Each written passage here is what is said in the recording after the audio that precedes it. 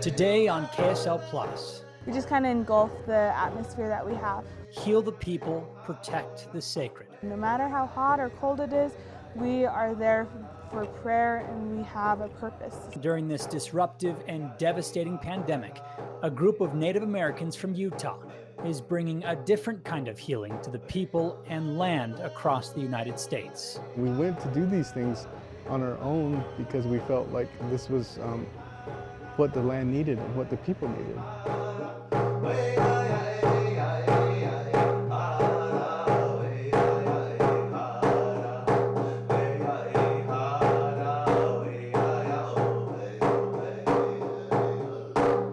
I'm Matt Rascone, and this is KSL Plus. And today we talk to Eugene Tapahi. I have a few titles.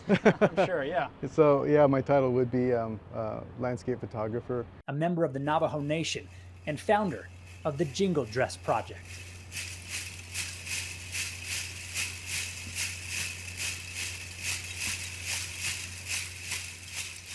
Yeah, talk about that. The Jingle Dress Project. How did that get started? So when COVID started in March of last year, it really was unknown to all of us of how long it would take to be able to get through it. My aunt, who was the last matriarch in our family, my mom's older sister, she was in a nursing home on the Navajo Nation, and she got sick with COVID. And the first thing for us, we wanted to rush to her bedside, and talk to her and be there with her, but we couldn't. And after 2 weeks, she succumbed to COVID and she died. And as Navajo people, we celebrate our family's journey to the next world in 4 days. So we celebrate and we send them on their way within 4 days. And culturally, that's kind of our belief. And so when the people told us that they weren't going to be able to release her to us within the 4 days, it really impacted our family. Through their grief and fear of the unknown, a dream, a vision he, his daughters, and 2 family friends are now spreading through Native American tradition.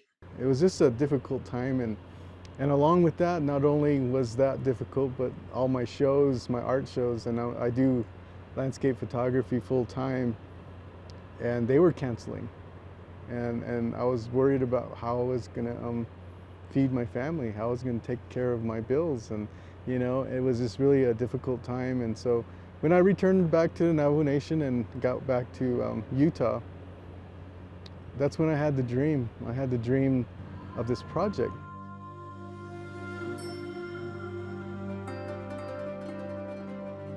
In my dream, I was sitting in a field of tall grass out at Yellowstone National Park, and I was watching some bison grazing up on the hillside, and the sun was setting, and it was such a beautiful sight and area. And then as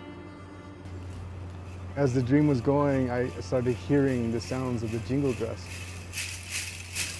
And then I saw these women coming into the grass, and they all started dancing, and I heard the music start, and then it just seemed like they were dancing with the bison, like they were all united with nature, and I could feel myself healing. I could feel hope. I could feel like that this was more than a dream.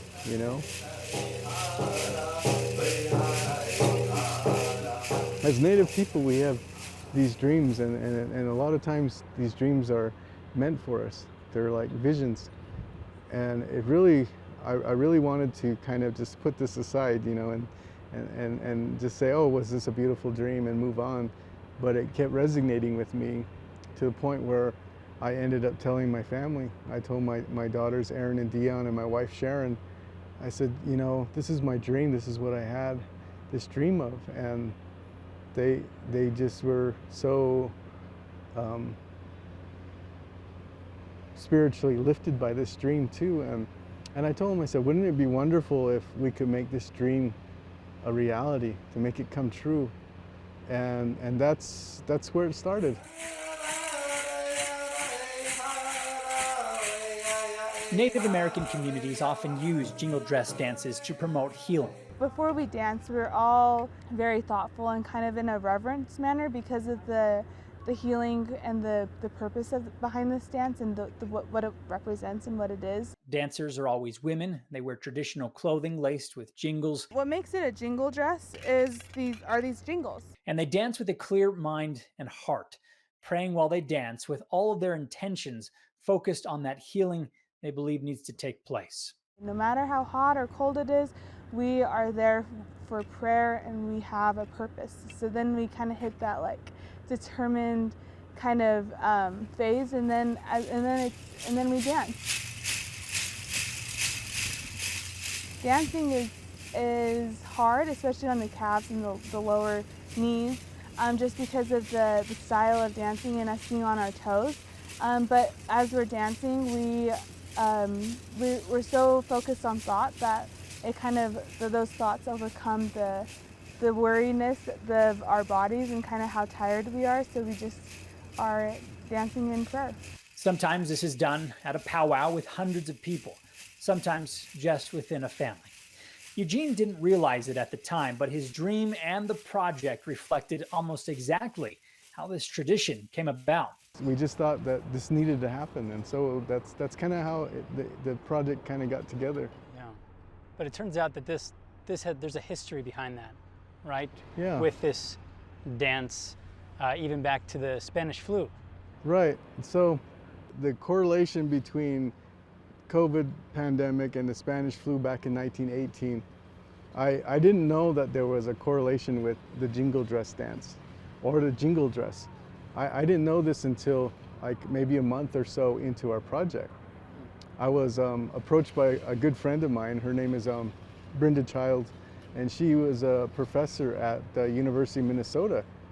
And she's a historian, and her big project she was working on is the history of the jingle dress and the origin of it. And so when she heard what I was doing, she called me and we talked. And she asked me if I knew the origin of the jingle dress. And I said, I really don't. I said, I know it's a healing dress and that's why we're doing what we're doing. And she said, well, back in 1918, a father had a dream.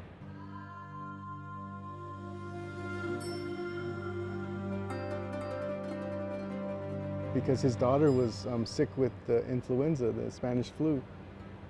And so he went to sleep and he had a dream about the jingle dress. And in his dream, it was revealed to him how to make the dresses and how to dance the dance. And so when he woke up the next morning, he told his wife, I want you to make 4 dresses. And that was the cool part about the whole thing is he said 4 dresses. And he says, I want to make 4 dresses because I want each of the dresses to represent the sacred colors of the Mille-Lacs Ojibwe people. So they made 1 dress in each of the colors. And so when the dresses were done, they got 4 young ladies of the people there to dance the dance. And the tale goes that, you know, that at the end of the day, that in the evening, that the young girl was healed and was dancing with the girls. And so it was really a great feeling to feel that there was this correlation between the dream and between the way that we were doing things. And so that was really a great way to be able to give back. And it was a wonderful opportunity also for us because Brenda Childs invited us to come to Minnesota and to dance there. And it was such a spiritual feeling for the girls an honor for them to be able to be invited by, you know, the Mille-Lacs people to come and to dance where the first dance was danced. You know, that was like the pinnacle of what we were doing, and we were just so honored to be able to be invited to be there at that time.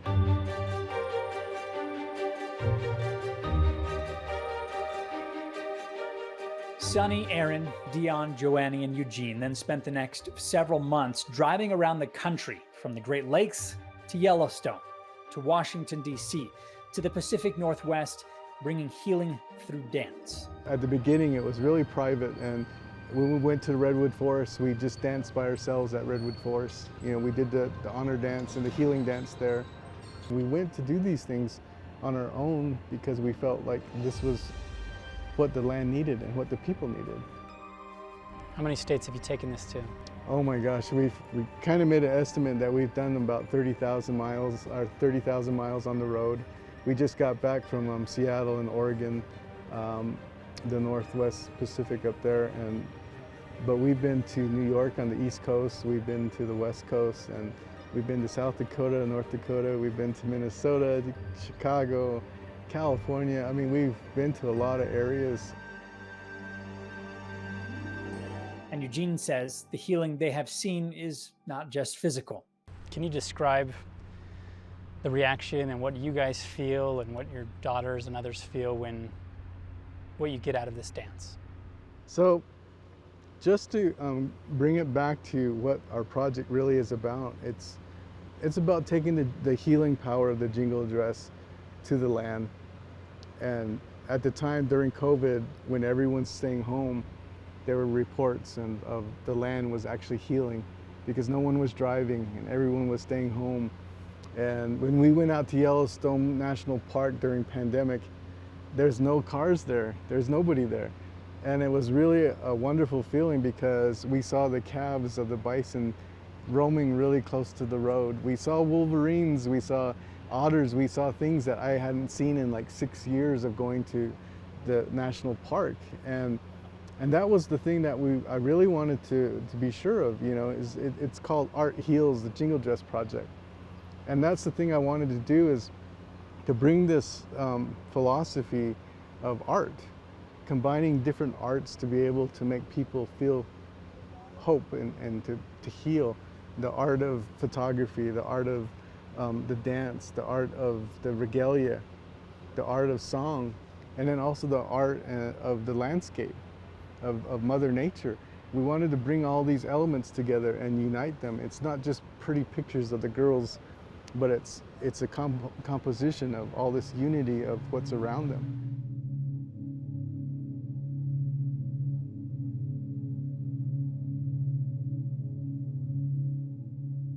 And we wanted to bring the prayers to the people who were suffering from COVID, and also to the prayers of the ancestors that once walked those lands and who lived there before we were here. And so we did a lot of that through our land recognition. So everywhere we went, we made sure to let people know which land we were on, which tribal land this was.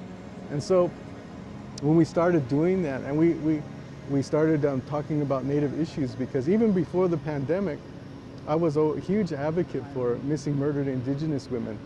And along the way, the girls have these scarves, these red scarves, and we made red masks, so that when we did these dances, we were honoring our sisters and mothers and those that have been missing in those dances also.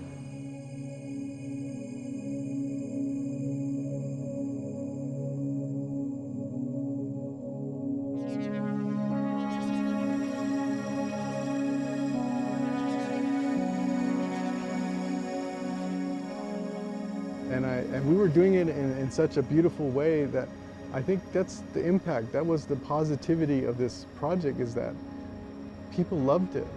They loved the images. They loved the strength in seeing the girls. They loved the beauty of the landscape. And it just took off.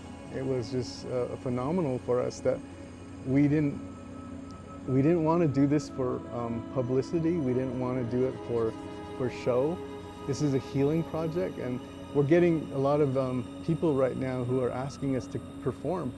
And I tell them we're not a performance act. We're doing this for healing. And so there's a difference between what, you know, a performance and healing and honoring and doing honoring songs and dances. And so I think that's the part that's really been effective with during the pandemic, is that we gave people hope. And we had a lot of people who have written us and called us, and we even get mail, you know, like actual mail in the mail, you know, sent to us that just love our project, and they've been asking us to dance for their parents who have COVID, or dance for my sister, she died of COVID, you know. And those are the things that motivate us to do what we're doing, is that we are actually have people that want healing, and they need this at this time.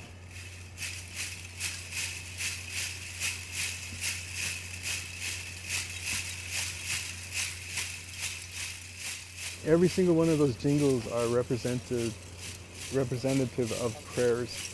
So depending on how many jingles you have, that's how many prayers are going to be answered and how many prayers are going to be heard.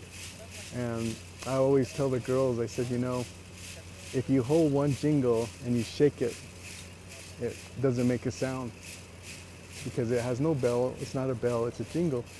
But if you put the jingles together and you shake them together, they make a beautiful sound. And that's the thing that I really love about this project, is that I tell them, I said, when our prayers are all in one and we're all together and we're making the same prayers, that they make a beautiful sound. So if all of us as human beings can be like that, where we can all pray together and be united,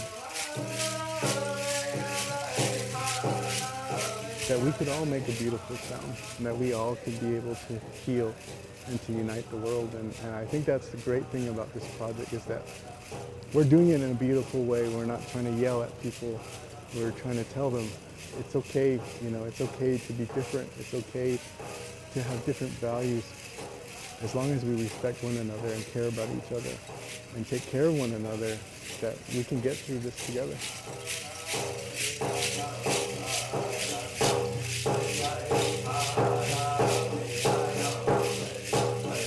The project is on social media and is funded by donations on their website, jingledressproject.com. That does it for us this week here on KSL Plus. I'm Matt Rascone. We'll see you again next week.